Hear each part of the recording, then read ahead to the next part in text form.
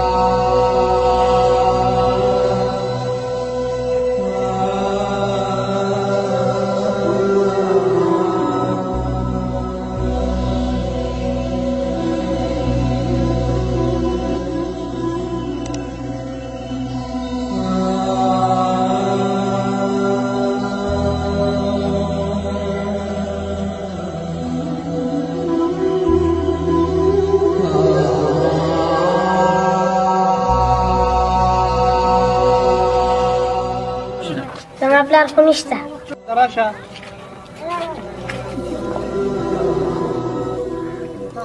ولې نه پلار خو ادارې دنده ناست دی راشه وګوره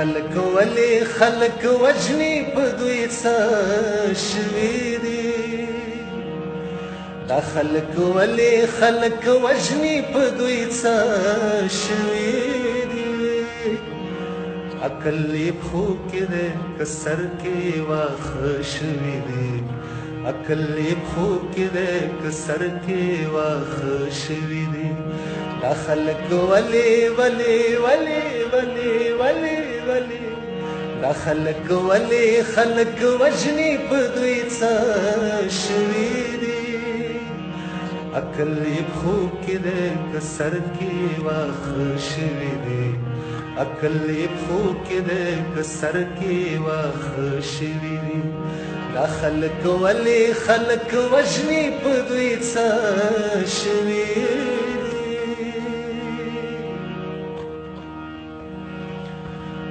اوخ کې مسترګو کې د ډېرې او بې وسه نښې دي اوخ کې مسترګو کې د ډېرې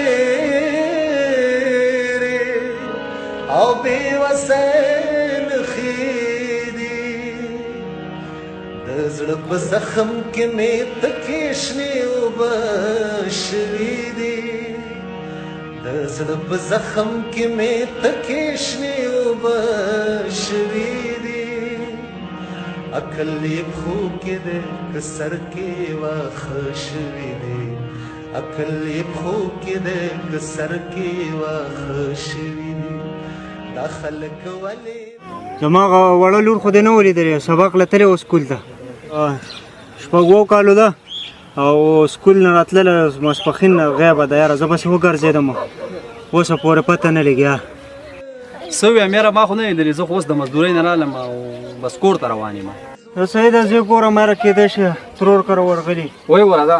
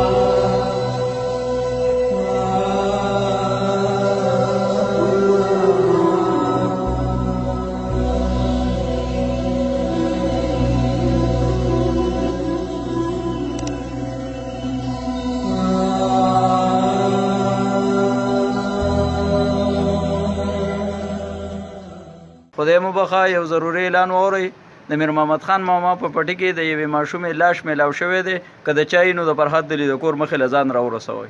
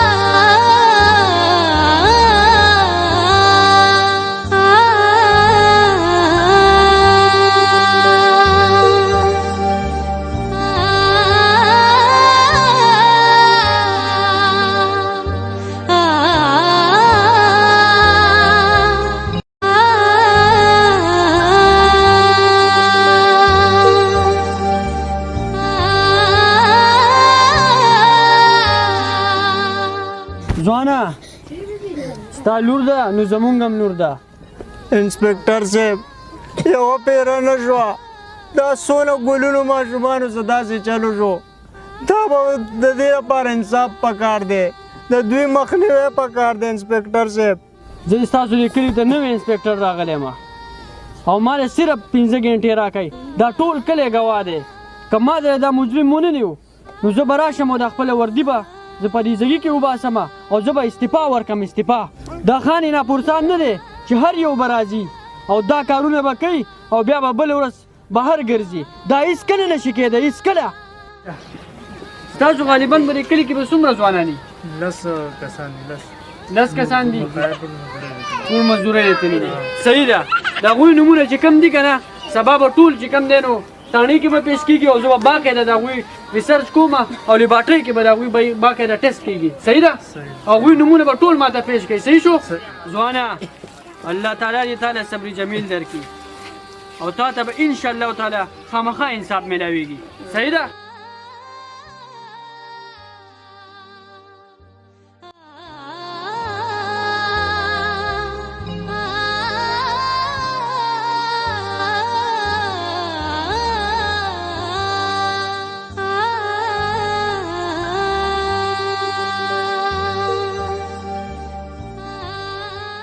دا تا څه چل کړی ظالمه ته دومره ظالم وي تا یو وړه ماشومه بس په ځان پوه شوی نه یم یار غلطي رانه شوې ده ډېره غټه. مرګري اوس په د پانسي میلاویږي بچ کېدی نه شي ته ها لکه نو ځکه خو مې تا ته وویې که نه ستا هغه تره نه دی افسر په پولیسو کې غټ افسر دی که نه هغه ته به څه سپاره شو چې مړه بچ مې کړي یاره نو کیس خو راناسم شوی دی. دا تا چې څه کړي دي که نه دا د پانسۍ قابل دي.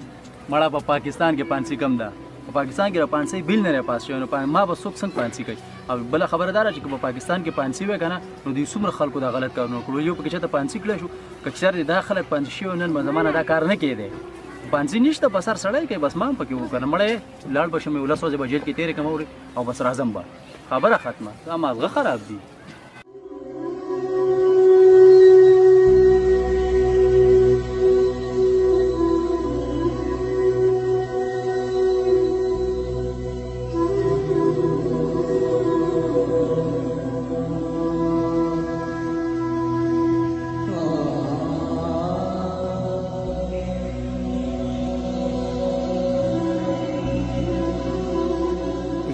داسې کار وکړو چې دې بدله جدا ټسټ وکړم دې بدله جدا میلاو شي تقریبا نیمه ګنټه 40 منټ بعد راشه تا د بدی مکمل رزلټ میلاو شي. ٹھیک شو ٹھیک دی جی بس دلته ویټ کوم ناس یم صحیح ده جی و د ټیسټ پورې به زه دلته یم صحیح ده بالکل جی. ډېره مننه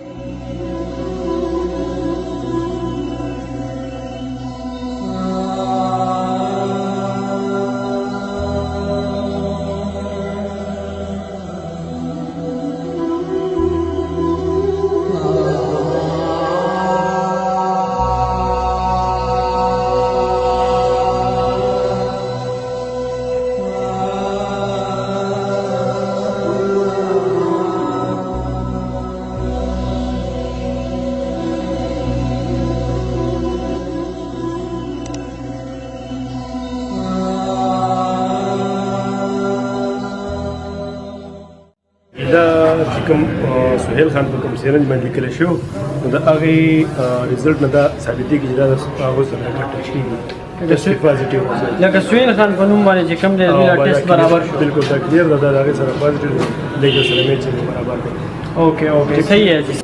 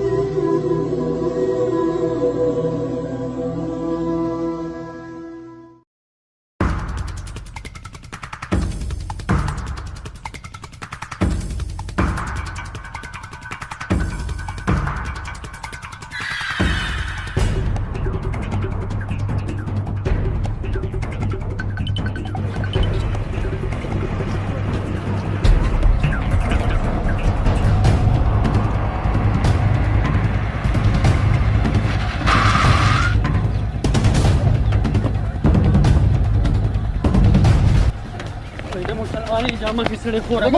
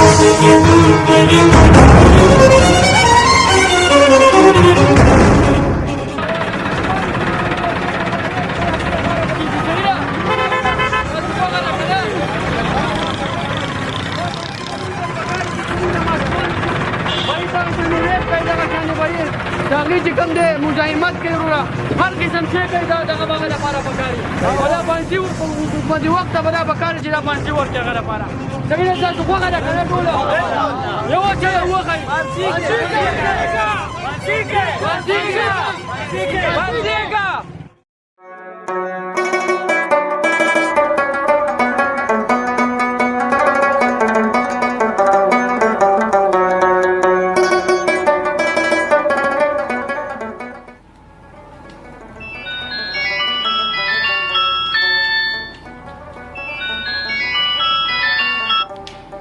وعلیکم سلام ورحمت الله وبرکاته. څنګه حال دی سر؟ خیر دی جی؟ ټیک ټاک صحت هم ښه دی؟ شکر دی الحمدلله. تاسو ښه یې؟ هلکه ستا هغه ډیوټي هغه ځای کې ده کوم ځای کې چې زما مخکې ډیوټي وه؟ او سر بالکل په هغه علاقه باندې مې ډیوټي دی جی، بس هم په هغه ځای باندې یو نو خاما وي نن یو 5 سال مخکې په یو ماشوم یې سره ظلم شوی و، په هغه تشدد شوی و او بیا کوم قاتل چې کوم دی نو هغه مونږ پانسي کړی و. د هغې نه پس بیا څه واردات وغیره خو سره راغلي نه دي. نه سره د هغې نه پس خو حالات الحمدلله داسې شوي که نه چې چا د چرګې د پټولو یا د چرګې د وژلو کوشش هم چا نه دی کړی. تاسو چې کوم کار کړی نو د هغې سره انشاءالله حالات ډېر زبردست دي، ډېر زیات ښه دي. السلام علیکم ورحمت الله وبرکاته. ګرانو کتونکو تاسو وکتله دغه ویډیو چې دا د یو عبرت نه ډکه ویډیو و چې پکې مونږه ظالم ته سزا ورکړله. هغه کله چې هم په یو معاشره کې یو ظلم کیږي د هغې د مخنیوي دپاره چې کله هم ظالم ته سزا میلاو شي نو بیا بل څوک داسې جرأت نشي کولی چې د ماشومانو سره دغه شانتې زیاتې وکړي.